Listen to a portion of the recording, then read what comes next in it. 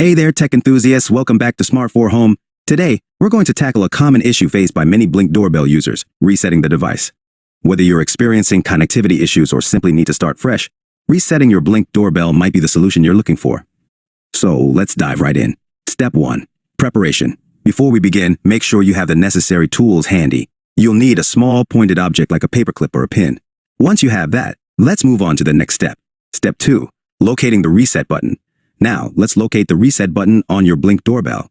It's usually a small recess button located either on the side or the bottom of the device.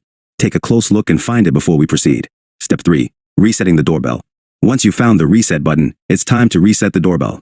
Take your paperclip or pin and gently press and hold the reset button for about 10 seconds. You might need to use some force, so be patient. Step 4. Verifying the reset. After holding the reset button for 10 seconds, release it and wait for the Blink Doorbell to restart.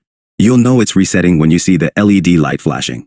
Once it's done, your Blink Doorbell should be reset to its factory settings. Conclusion. And there you have it, a quick and easy way to reset your Blink Doorbell.